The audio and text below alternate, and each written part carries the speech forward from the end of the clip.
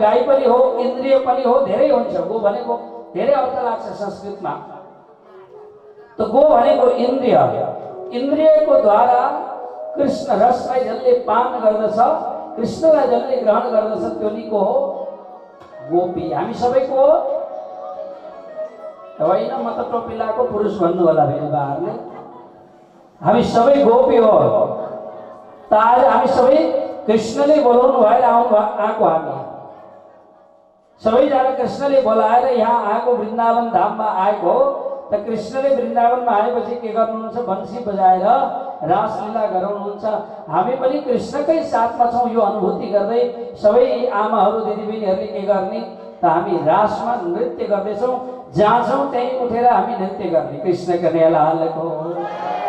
त रासमा यो भाव हुन्छ कि गोपी भनेर नाच्ने हो, अरू कोही होइन। हामी पनि त्यो ब्रजमा नाच्नेवाला गोपी पनि अरू कोही होइन, हामी नै हो सज्जनवीर। त्यस कारणले यहाँ हाम्रो कलाकारजीले यहाँ गाउनुहुन्छ, बहुत मिठो भजन गाउनुहुन्छ। हजुरहरू जहाँ हुनुहुन्छ त्यहीँ उठेर के गर्ने? गोपी भावमा आनन्दले मस्त भएर झुम्ने, वृन्दावनको पाखामा बाँसुरीको भाकामा भन्दै नृत्य गर्नु होला। गोपीको भावमा आज रासको यो आनन्दमा डुब्नु होला। आउनुहोस्, भजन सुरु गरौँ। हाम्रो अर्जुनजी कता हुनुहुन्छ? भाइहरू कता हुनुहुन्छ? कृष्ण कन्हैयालालको। र सबै उठेर हामी यतापट्टि ताल, यतापट्टि सबै हामी आनन्दसँग नाच्दछौँ। गर्व एउटा अनुरोध है, हजुरहरू नाचेपछि घर जान पाउनुहुँदैन त ढोका लगाइदिनु त। सबै अहिले उठेपछि सबै जानु हुँदो रहेछ। हिजो त खाली भयो।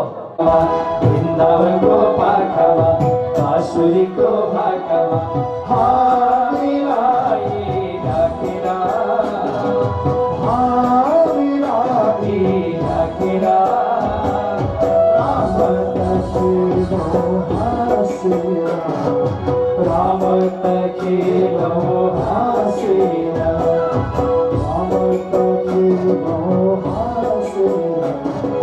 राम त खेलो हाँसेर। नाचो सबैजना झुम्दै जय हो। जय हो।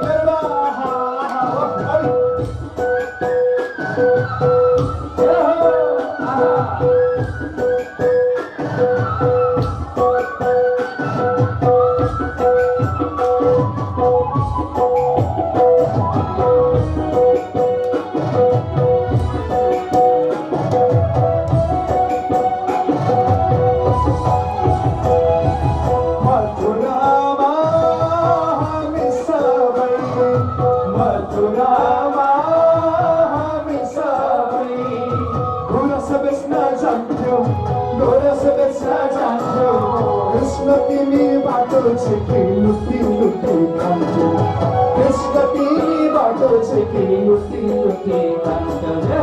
अहिले जस्तो लागेर, अहिले जस्तो लागेर राम त खेलो हाँसेर, राम त खेलो हाँसेर।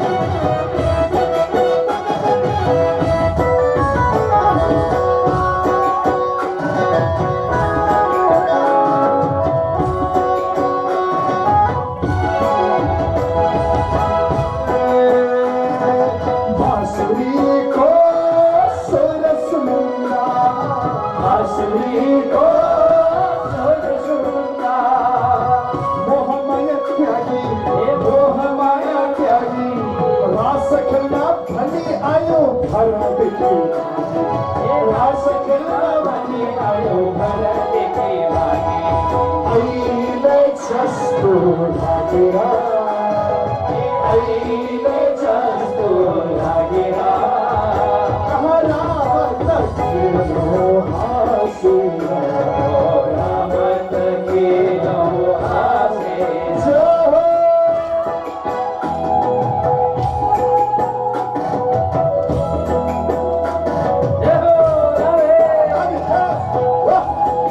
सबैले प्रेमले भावले हामी परधाममा रास खेल्नेछौँ महाराज हुनेछ लह फुलको वर्षा सखरको वर्षा भक्तहरू हाँसी हाँसी राज्यसँग रास खेल्नेछ हामी कति भाग्यवानी हामी पुरै घुमेर सोलो भएर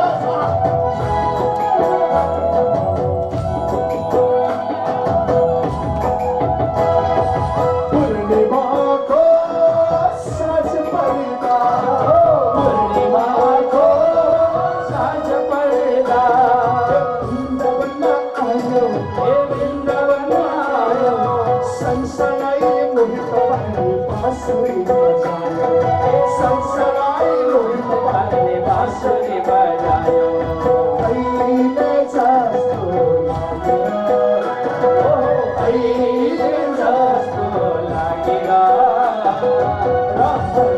खेलो हाँसेर राम त खेलौ हाँसेर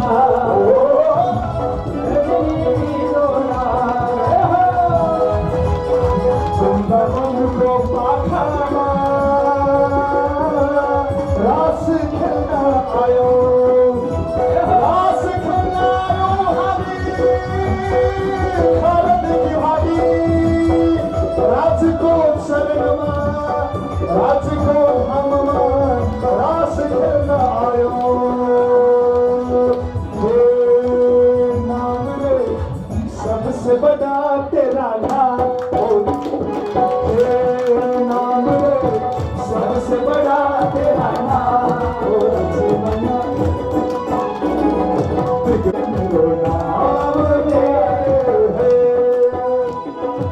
आज मलाई राज्यसँग नाच्न मन लाग्यो आज मलाई राज्यसँग नाच्न मन लाग्यो राज्य राज्य भन्दै मलाई गाउन मन लाग्यो राज्य राज्य भन्दै मलाई गाउन मन लाग्यो अनि मलाई राज्यको पासमा हामीको पासमा राज्यको साथमा साथमा हामीको जब नाचौँ प्रेमले दिल खोल्न राज्यसँग नाच्दैछौँ हामी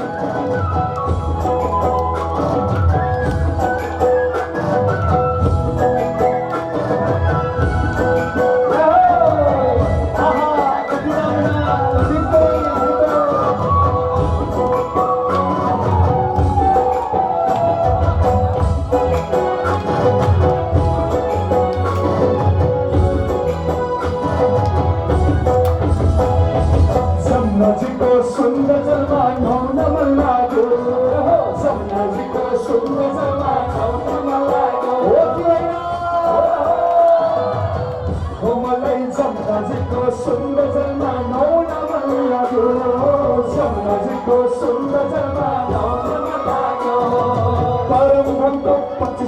पक्षे घुम्न मन लाग्यो भयो हाम्रो पच्चिस पक्षे घुम्न मन लाग्यो यसरी राज्यको साथमा कृष्णको पासमा राज्यको साथमा झरेको पासमा यस खतीमा घुम्न मन लाग्यो यस खतीमा घुम्न मन लाग्यो सागरीको खेल सके हेर्न मन लाग्यो सागरीको खेल सके हेर्न मन लाग्यो खतीमा राज्यको साथमा कृष्णको पासमा राज्यको साथमा कृष्णको पासमा राज्यको पासमा कृष्णको पासमा भगवान श्री कृष्ण राधालाई लिएर वृन्दावनको बीचबाट अन्तर्ध्यान हुनुभयो। गोपीहरू भगवान कृष्णलाई खोज्दै खोज्दै खोज्दै आए। आउँदाखेरि राजालाई मूर्छित अवस्थामा पाएपछि पुकार गर्न थाले, हे कृष्ण तपाईँ कहाँ हुनुहुन्छ, हे कृष्ण भन्दै पुकार गर्दै गोपीहरू कृष्णलाई खोज्दै खोज्दै गए। वृन्दावनमा काहीँ नभेटेपछि जडवत रूप धारण गरी लहरालाई बोट वृक्षलाई आदिलाई सोध्न थाले, हे कृष्ण कहाँ हुनुहुन्छ भनेर। विरहको त्यो भावमा जन्दै गोपीहरूले एउटा गीत गाएका छन्। त्यो गीतलाई गोपी गीत भनिन्छ। आउनुहोस् दुई पङ्क्ति त्यो गोपी गीत हजुरहरूको बिचमा राख्दछु। हजुर शान्तचित्त भएर बस्नु होला। एकचोटि जोरदार जयकार लगाउँ कृष्ण कन्हैयालालको। आउनुहोस् गोपी गीत यो भागवतको प्राण हो। दुई पङ्क्ति हामी गाउनेछौँ। जयति तेधिकम् जन्मना व्रजा श्रयत इन्दिरा श्वाश्वदात्रहि जयति तेधिकम् जन्मना व्रजा श्रयत इन्दिरा श्वाश्वदात्रहि नयति दृश्यता दीक्षुतावता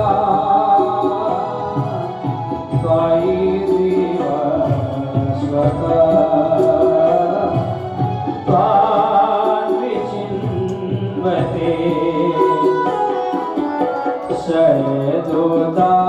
शयदोदाश्रये साधुजातसा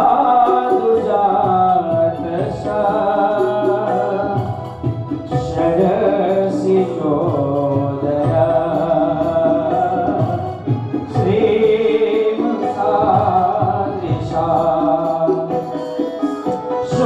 सुरतनाथ ते शुल्कदासिका वरदनीग्नतो देह किं वद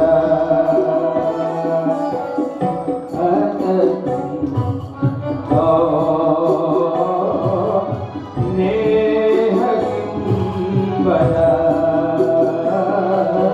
नेह किं वद। कृष्ण कन्हैया को जयति तेधिकम् जन्मना व्रजा श्रयत इन्दिरा श्वाश्वदात्रहि। तो गोपीहरूले भगवान कृष्णको विरहमा जन्दै पुकार गरेको यो गोपी गीत हो। यो भागवतको प्राण हो भक्तजन।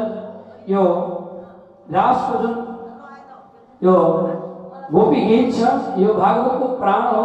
तो गोपीहरूले भगवान कृष्णको विरहमा जन्दै विरहमा तडपिँदै उनीहरूले के भन्न थाले कि हे कृष्ण हामीलाई तपाईले ब्रजमा अग्नि त्यहाँ आगो बल्दाखेरि अग्नि पान गरेर तपाईँले हामीलाई बचाउनु भयो।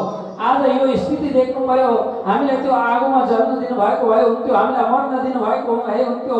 आज हजुरको विरहमा तडपिँदै रुँदै कराउँदै हजुरको विरहमा हिँड्दै गर्दाखेरि गोपीहरूले यो भावमा भन्न थाले, हे कृष्ण हामी शुल्क दासीका, हामी तपाईँको दासी हौँ, हामी तपाईँको भक्त हौँ, हे कृष्ण हामीलाई किन छोड्नु भयो भनेर गोपीहरूको यो अन्दर हृदयको पुकार नै हो गोपी गीत। यस प्रकारले गोपीहरूले भगवान श्री कृष्णलाई पुकार्नु भएको प्रसङ्ग छ भक्तजन। अब यो गोपी गीतको विषयमा कथा गर्ने हो भने 7 दिनसम्म भागवतको प्रसङ्गै नछोइकन यो गोपी गीतमा मात्रै कथा गर्न सकिन्छ।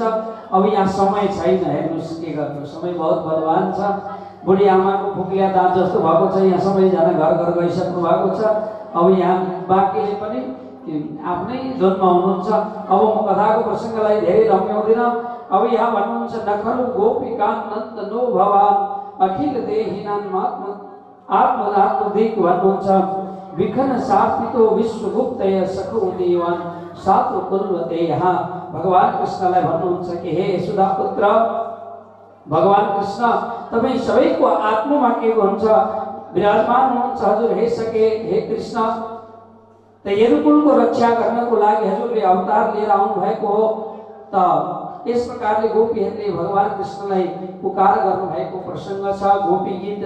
र अब गोपीहरूले कृष्णलाई खोज्दै खोज्दै खोज्दै खोज्दै गए, कहीँ पनि नभेटिसके पछाडि अब सखीहरूले गोपीहरूले विचार गरे भगवान कृष्णको बाल लीला जो भगवानलाई अत्यन्त प्यारो छ, त्यो बाल लीलाको अभिनय लीला गर्न थाले। अभिनय लीला गर्दाखेरि त्यहाँनिर प्रसङ्ग आउँछ, कोही पुतना बने, कोही के बने, कोही के बने। माखन चोरीको लीला भयो, अनेक अनेक प्रकारका लीलाहरू भए।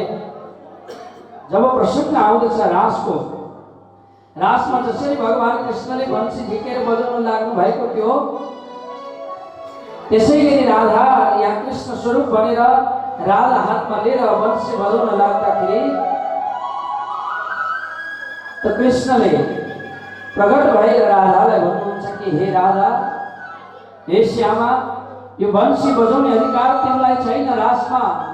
जब तिमी कलियुगमा 28औं कलियुगमा पुरुषको रूप धारण गरेर जब जान्छौ, त्यतिखेर तिमीले यो बंशी तारतम रूपी बंशीलाई गएर बजाउनु। आज त्यही तारतम रूपी बंशी सद्गुरुले गाउनु भएको यही बंशी तारतम बंशी हो। तारतम बंशी बजेको किन आत्मा र परमात्मा जगाउन, आत्मा परमात्मालाई जागाउनको लागि यो तारतम रूपी बंशी लिएर आउनेछु भनेर राधालाई रोक्नुभयो। सखीहरूले भने, हे कृष्ण तपाईँ कहाँ जानुभएको थियो हामीलाई छोडेर?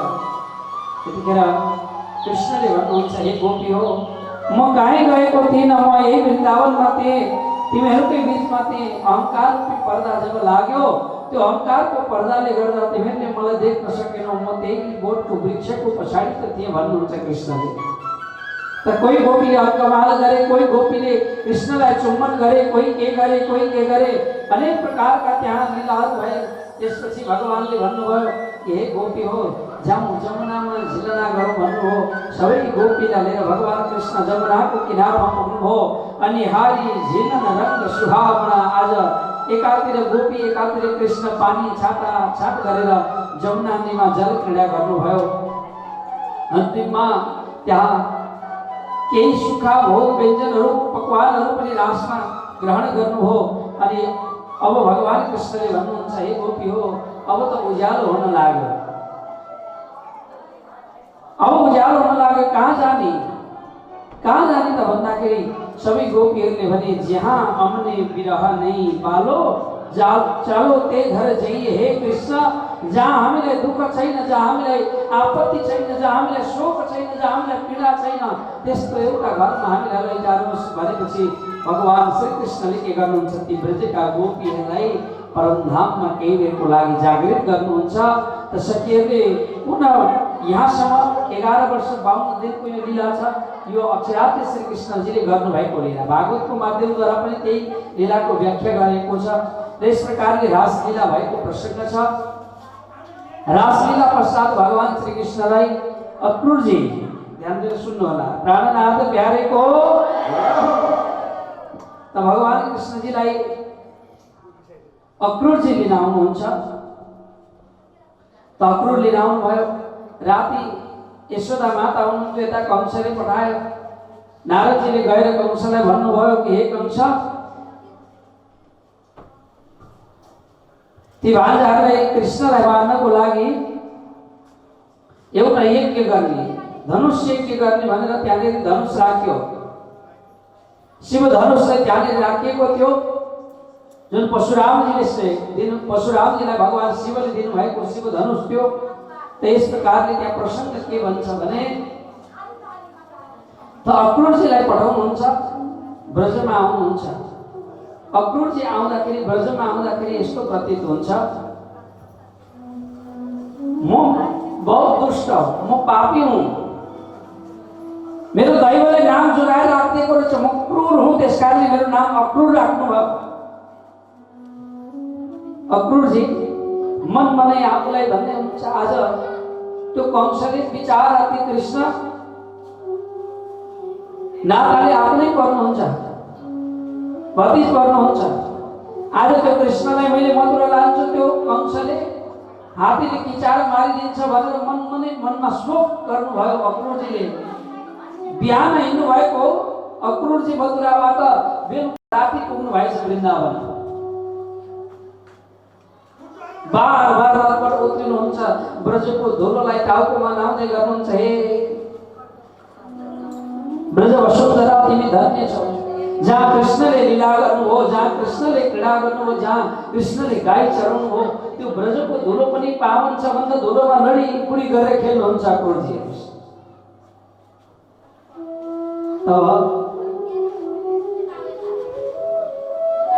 अक्रूरजी राति पुग्नु भयो, काका आउनु भएको छ मथुराबाट भनेर सबैले स्वागत गरे अक्रूरलाई। यशोदा माताले पनि खूब स्वागत गर्नुभयो। ध्यान दिनु, प्रसङ्ग अति मार्मिक छ। स्वागत गर्नुभयो। बेलुका काकाको चरण दबाउनु भयो, भगवान कृष्णले अक्रूरको चरण दबाउनु भयो। बडा खुसी हुनुहुन्छ। काका आउनु भएको छ, मथुराबाट मिठाई ल्याउनु भयो। बालकहरू कृष्ण बलराम त बेलुका गएर नन्द बाबालाई भन्न लाग्नुभयो, नन्द बाबा आज तपाईलाई जसलाई तपाईँ पुत्र मानिराख्नु भएको छ नि, त्यो तपाईँको पुत्र होइन भन्नुहुन्छ। कृष्ण कन्याला हालेको कत्रो पीडा भयो होला। यशोदा माता सुनिराख्नु भएको रहेछ, तिमी अक्रूर होइन, तिमी क्रूर हो, तिमी पापी हो भन्न लाग्नुभयो। जसलाई मैले काखमा राखेर स्तनपान गराई, माखन मिश्री लुटाई, त्यो कृष्ण मेरै हो भन्नुभयो। त्यो त भगवानको माया हो। कृष्णलाई कसले जान्न सकेको छ र? कृष्ण त स्वयं तपाईको छोरो त ब्रह्म हुनुहुन्छ, तपाईको छोरो त अलौकिक तत्त्व हुनुहुन्छ। यस प्रकारले भन्नुभयो अक्रूरजीले। भन्नुभयो कंसको यज्ञमा कंसले मार्नलाई बोलाएको छु, म लिन आएको, भोलि जानु छ, जसरी हुन्छ कृष्णलाई लिएर जानु छ भन्नुभयो। रातभरि यशोदा मातालाई निन्द्रा लागेन। अघि पछि कृष्णलाई हेर्नुहुन्थ्यो, कृष्णलाई च्यापेर सुत्नुहुन्थ्यो। आज माता रातभरि रुनु हो, कृष्ण पनि हुनुहुन्न साथमा। ब्रजमा